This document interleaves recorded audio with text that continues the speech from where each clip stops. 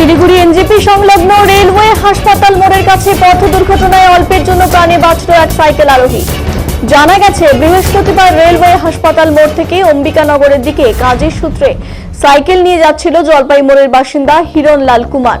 ঠিক সেই সময় পেছন থেকে দ্রুত গতিতে আসা এক বড় গাড়ি পেছন থেকে সেই সাইকেল আরোহীকে ধাক্কা মারে। ঘটনায় রাস্তা থেকে বেশ কিছুটা দূরে ছিটকে পড়ে সেই সাইকেল আরোহী এবং সাইকেলের উপর চড়ে যায় গাড়িটি। ঘটনায় দুমড়ে মুচড়ে যায় সেই সাইকেলটি। অল্পের জন্য প্রাণে রক্ষা পায় সেই সাইকেল আরোহী। ঘটনার খবর পেয়ে ছুটে আসে এনজেপি থানা এবং ট্রাফিক পুলিশ। এরপর সেই ঘাতক গাড়িটিকে আটক করে নিয়ে যাওয়া হয় এনজেপি থানায়। গোটা ঘটনা তদন্তে পুলিশ। তবে স্থানীয়দের অভিযোগ, প্রতিনিয়ত এই রাস্তায় দুর্ঘটনা ঘটেই চলেছে। আজ অল্পের জন্য প্রাণে রক্ষা পেল এক সাইকেল আরোহী। অবিলম্বে এই রাস্তা দিয়ে বড় গাড়ি চলাচল বন্ধ করতে হবে, তা না হলে এভাবেই দুর্ঘটনা ঘটতেই থাকবে। খুব দ্রুত এই বিষয়ে প্রশাসনকে নজর দেওয়া উচিত।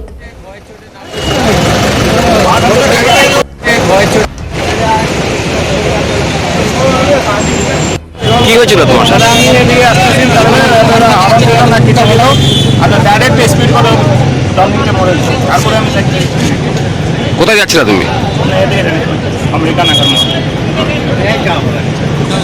তুমি কি রং সাইডে তুমি আসছো গাড়িটা নিয়ে? আমি তো আপনার এই সাইডে আসছি। আচ্ছা, গাড়িটা কি এই সাইডে পুরো ফুল স্পিডে আসছিল? গাড়িটা কি ফুল স্পিডে ছিল? ये पूरा फुल स्पीड। हाँ, ওটাই বলছি আমি। क्या नाम है आपका? नंदलाल कुमार। कहाँ रहता है? কি হয়েছিল তোমার সাথে? দাদা, কি হয়েছিল এখানে? এখানে ঘটনাটা হচ্ছে, যেমন নর্মালি মানুষ যাতায়াত করে সেমন রোডে নর্মালি মানুষ যাতায়াত করছে। এই পাশ থেকে সাইকেলটাও নর্মাল নিজের সাইড দিয়ে আসছে বাদিক থেকে। পেছন থেকে একটা এই ডাম্পার অভিশপ্ত গাড়ি, যেটা মানুষটাকে এখনই হত্যা করে ফেলতো। এই গাড়িটা কী গাড়ির নাম বলে আমি জানি না। সেই গাড়িটা পেছন দিকে একটু দ্রুত গতিতে আসছিল, বেশ জোরে, যে এতটাই জোরে আসছে যে তার নিজের সাইড ছেড়ে বা সাইডে ফুটপাতে চলে আসছিল। ফুটপাতে এসে মানুষটার সাইকেলের পেছনে ধাক্কা মারে গাড়িটার সামনে দিয়ে। মানুষটা পড়ে যায় এবং তার এই অভিশপ্ত গাড়ি দুটা চাকার মাঝখানে পড়ে যায়। মানুষটা মুহূর্তের মধ্যে মানে জাম্প করে সরে যায় এবং গাড়িটার পেছন চাকাটা তার সাইকেলটাকে দৌড়ে মুছতে শেষ করে ফেলে। কাল বলতে হবে যে মানুষটা একটা নতুন জীবন ফিরে পেল। আর এই অভিশপ্ত গাড়িটা মানুষটাকে আজকে শেষ করে ফেলত। তাই এই অভিশপ্ত গাড়িটাকে আমরা আজকে পুলিশের হাতে তুলে দিলাম। ট্রাফিকের সামনে ট্রাফিক অফিসার আসছে, আইসি স্যার আসছে, তাকে এখন থানায় নিয়ে যাচ্ছে।